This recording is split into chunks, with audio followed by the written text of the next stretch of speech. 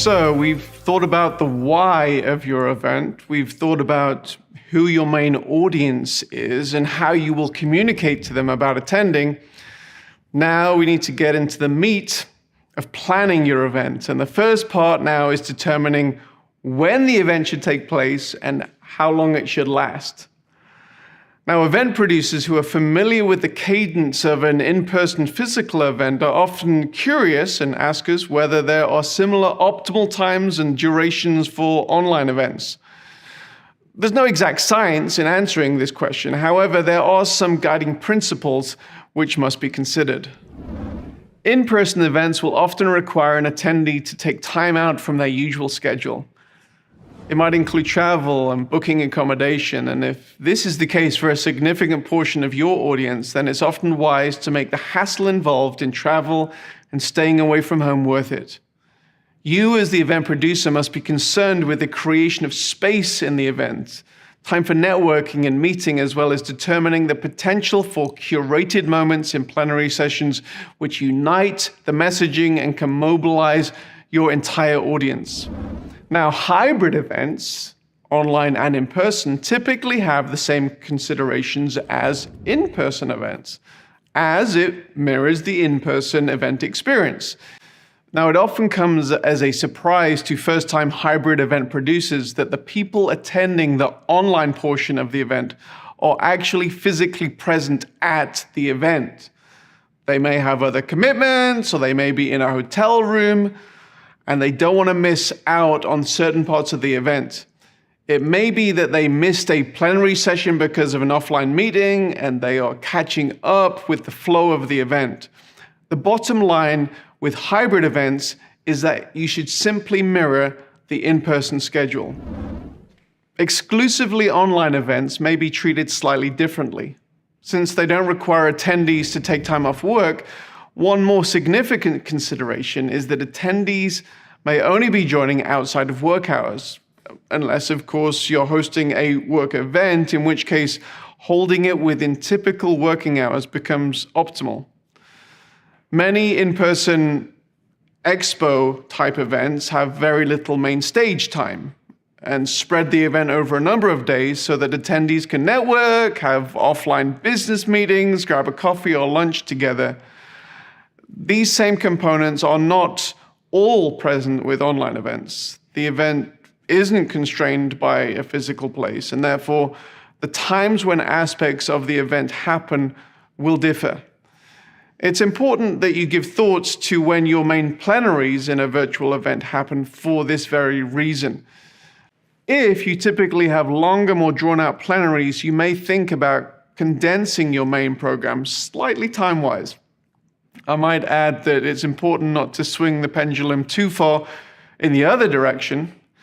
It's not unusual for our project managers to advise clients on the need to actually include breaks in their schedule when they have multiple back-to-back one-hour sessions. In addition, while you can't grab lunch with someone online, there are still numerous networking tools that should be factored in your event. Maybe give thought to how your event can be more than a simple one-way broadcast. The question remains, when should you schedule certain components within maybe a multi-day event? Now, there are no hard and fast rules. You know your audience, and we can have constructive conversation about that. But we typically see a few general rules that are different than in person. We often see spikes at the beginning of an online event in a much greater way than we would in an in-person, where people may arrive late. And then, as with in-person event, we will see spikes when top bill presenters, music acts, or VIPs are on stage. And so hopefully that's helpful as you start planning and thinking about the timing and the duration of your event. So that's pretty much all there is for this section. So let's go through our checklist.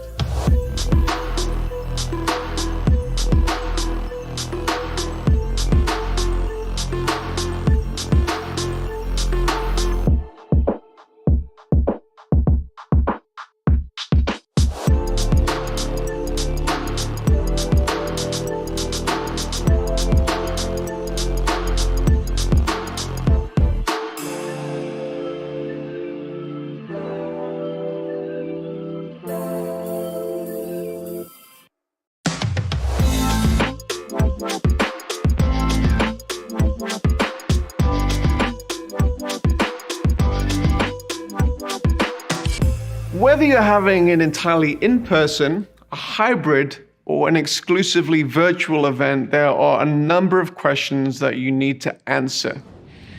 One of the first questions is related to venue and production. Often this seems to be answered more easily for in-person than online events. It's natural that if you're having an event for, say, 15 people, you may choose to have it in a boardroom and ensure there are enough snacks and refreshments in the room for the duration of the meeting. And then if you're having a 15,000 person event, you're going to rent an arena with adequate audio-visual production so that the audience doesn't have any challenges with seeing or hearing what is going on. Now, similar principles are true for online events, and yet sometimes the production elements for online events are not thought through thoroughly. WebRTC, that's Web Real-Time Conversations, and other video conferencing applications that you'll be aware of are amazing tools for real-time interactions. However, their strength is in connecting individuals through low-latency video connections.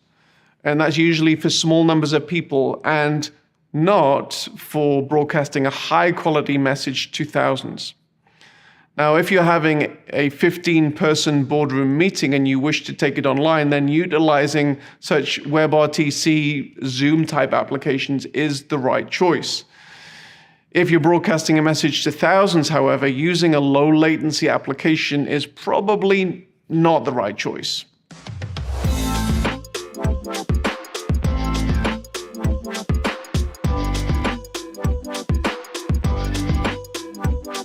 Now, the first answer to this question is production value. If an individual is invited to present a TED Talk type presentation, there will often be nerves involved. The individual has to get the presentation just right. There are numerous books on the market of how a person can do this effectively. In addition to the person's presentation and how they look on the day, the presentation is typically given on a thought-out, clutter-free stage with high-quality cameras